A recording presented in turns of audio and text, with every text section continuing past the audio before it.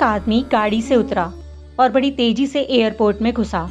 जहाज उड़ने के लिए तैयार था। उसे किसी कॉन्फ्रेंस में जाना था जो खास उसी के लिए आयोजित की जा रही थी। वह अपनी सीट पर बैठा और जहाज उड़ गया। अभी कुछ दूर ही जहाज उड़ा था कि कैप्टन ने ऐलान किया, तूफानी बारिश और बिजली की वजह से जहाज का रेडियो सिस्टम ठीक से काम नहीं कर रहा, इसीलिए हम करीबी एयरपोर्ट पर पहुंचने के लिए मजबूर हैं। जहाज उतरा और वह बाहर निकलकर कैप्टन से शिकायत करने लगा कि उसका एक एक मिनट कीमती है और होने वाली कॉन्फ्रेंस में उसका पहुंचना बहुत ज़रूरी है। पास खड़े हुए दूसरे मुसाफिर ने उसे पहचान लिया और बोला, डॉक्टर पटनायक, आप जहां पहुंचना चाहते हैं टैक्सी द्वारा यहां से 3 घंटे में पहुंच सकते हैं। उसने शुक्रिया अदा किया और टैक्सी लेकर निकल पड़ा। लेकिन ये क्या, आंधी, तूफान, बिजली, बारिश ने गाड़ी का चलना मुश्किल कर दिया। फिर भी ड्राइवर चलता रहा। अचानक ड्राइवर को एहसास हुआ कि वह रास्ता भटक चुका है। नाउमीदी के उतार चढ़ाव के बीच में उसे एक छोटा सा घर दिखा।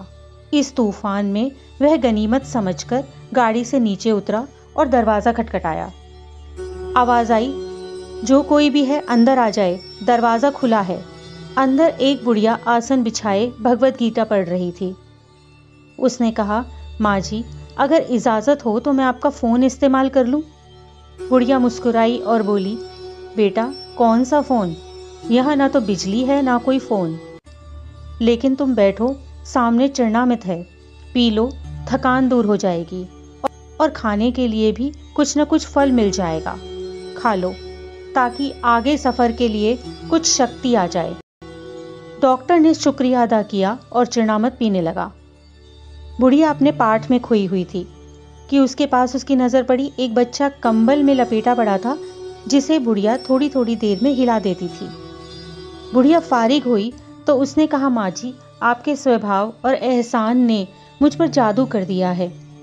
आप मेरे लिए भी दुआ कर दीजिए।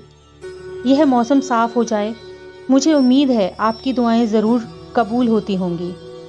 बुढ़िया बोली, नहीं बेटा, ऐसी कोई बात नहीं।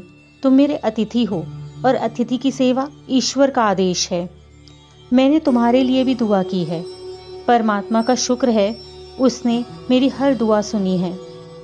बस एक दुआ और उससे मांग रही हूँ, शायद जब वह चाहेगा उसे भी कबूल कर लेगा। कौन सी दुआ? डॉक्टर बोला। बुढ़िया बोली, ये जो 2 साल का बच्चा तुम्हारे सामने अधमरा पड़ा है, मेरा पोता है। ना इसकी माँ जिंदा है और ना ही बाप। इस बुढ़ापे में इसकी जिम्मेदारी मुझ पर है। डॉक्टर कहते हैं कि इसे कोई खतरनाक रोग है जिसका वो इलाज नहीं कर सकते। कहते हैं कि बस एक ही नामवर डॉक्टर है। क्या नाम बताया था उसका? हाँ, डॉक्टर पटनायक। वह इसका ऑपरेशन कर सकता है।